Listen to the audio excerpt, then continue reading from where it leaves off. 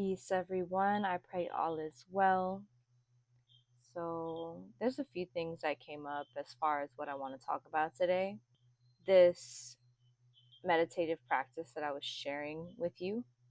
Last video, I kind of spoke about how you actually have to rise above your feeling states and you have to practice yourself back into that which you wish to see in your life, as opposed to replaying old narratives, old emotions.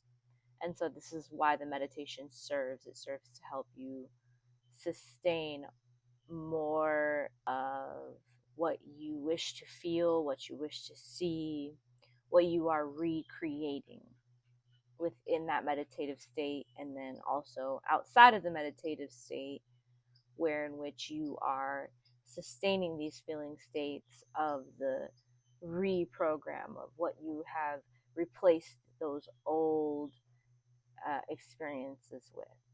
Something that I want you to be aware of, and this can be at any time, it doesn't have to be necessarily while you're meditating or while you're taking, let's say, 20 to 30 minutes to really go deep.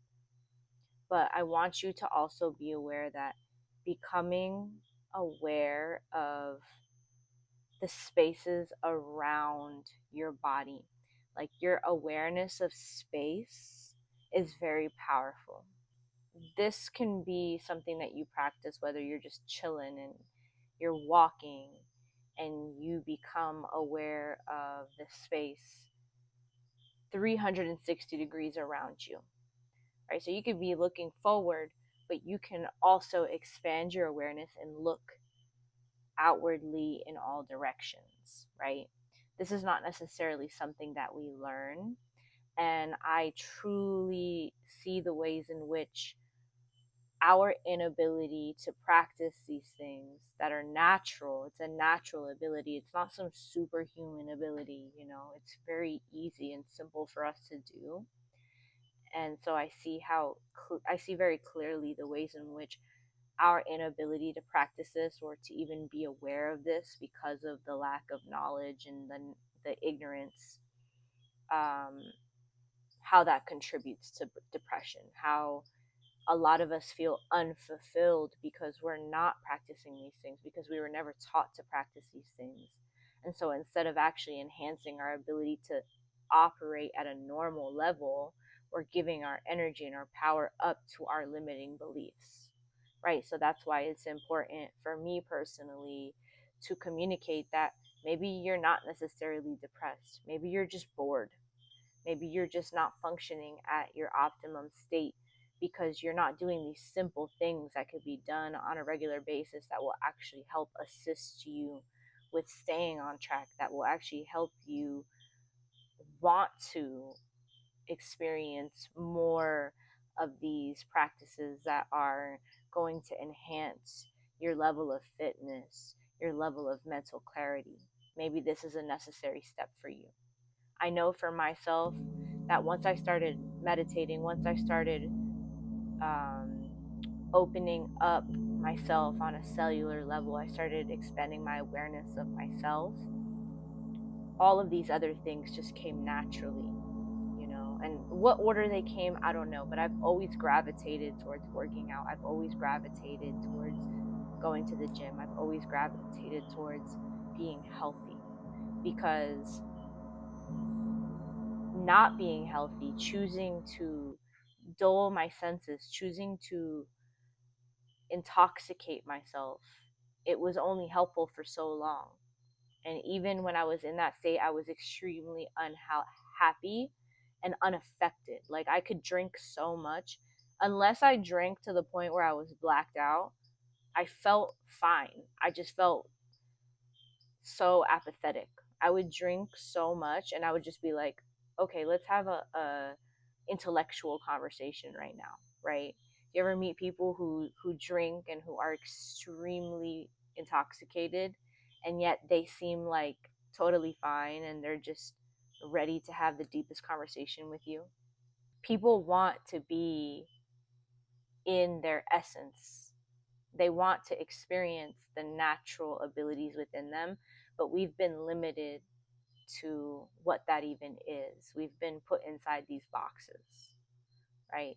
And so back to the meditation, and a part of it that I left out, and that I didn't necessarily leave it out, but I feel like it's important to communicate shifting your level of focus, the type of focus that you are having.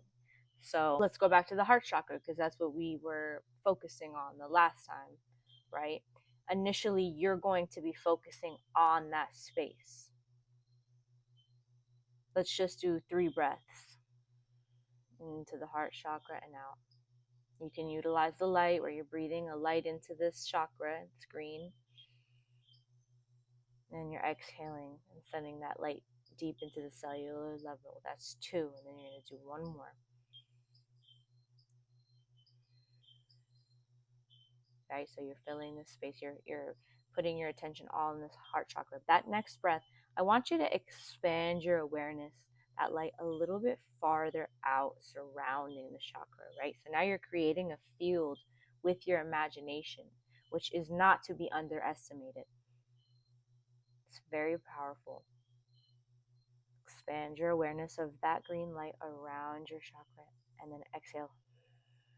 Send that light deeper. Okay? And then as you continue, and as you naturally just flow and listen to your inner guidance, you have all the information within you. So you're going to know better than any other guide, any other teacher, any person, any guru. You are the true one, the true master.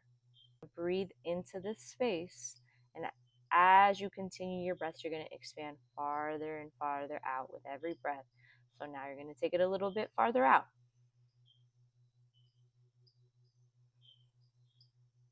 Again, right? Eventually, what I would like for you to do is start to focus your energy in that chakra, but move your focus so far out that you're experiencing from that centerpiece all the way around your body, all the way past your shoulders.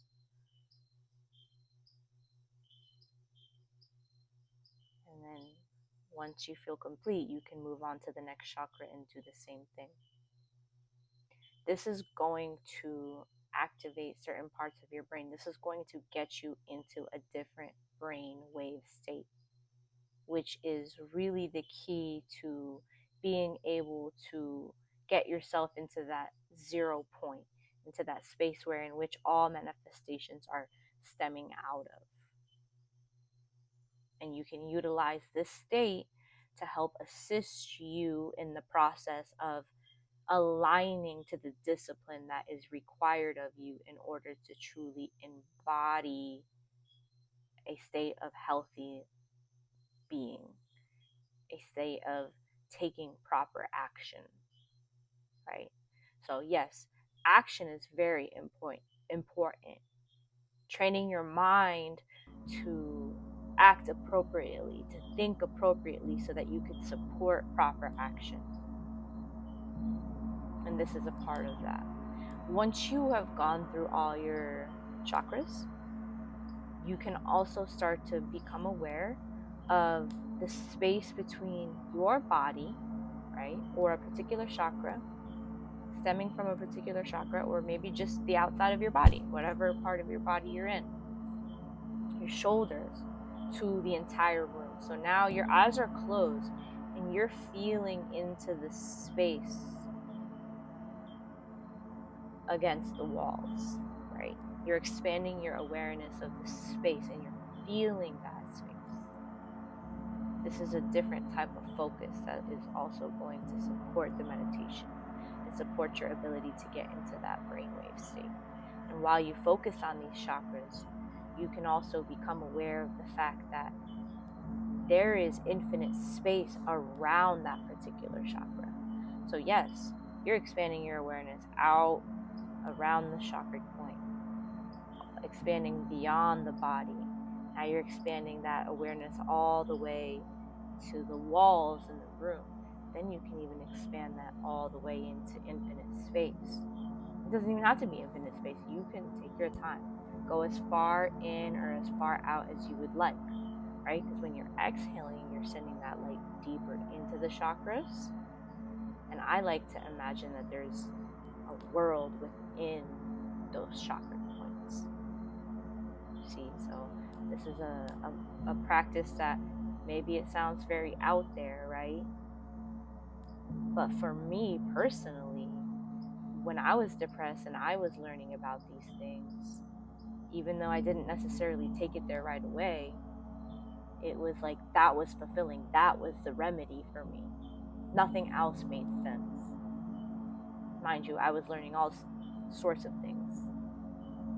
I wasn't going any one conventional route, and I really wasn't trying to hear anything from anybody because I was so angry and so upset with the systems that were put in place that left me feeling extremely confused while I was putting forth my best efforts to improve and to be better.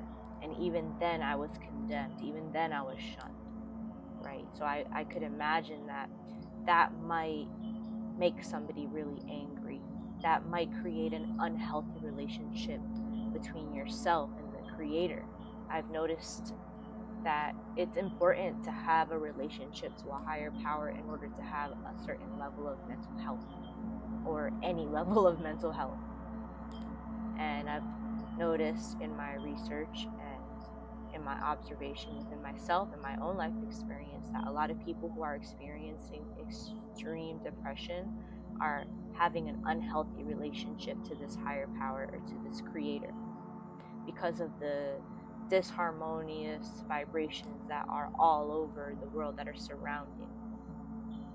But I want to assure you that freedom of choice, free will, is a necessary aspect of the creator. If free will was not allotted to us all, it would not be sound. It would be like being enslaved. To not have free will, to not have the freedom of choice, is like being enslaved. And so people choose poorly because of ignorance or because of apathy, because of what they've been taught. But that doesn't mean that the creator is bad or out to get you. It just means that people are choosing poorly out of ignorance. And there's consequences. And then there's people to help. There's people who are here to say, hey, here's the clarity that you need. Hey, here's a solution. Hey, I'm here for you. I understand what you're going through. I've been there before. But there is ways out. And you are very powerful. You are very capable. You are very able. So I really appreciate you. I hope that was helpful in any way. I know this is kind of brief, but I just wanted to be brief, and I just wanted to share that with you. I can go deeper at a later time, though. I appreciate you guys. Peace.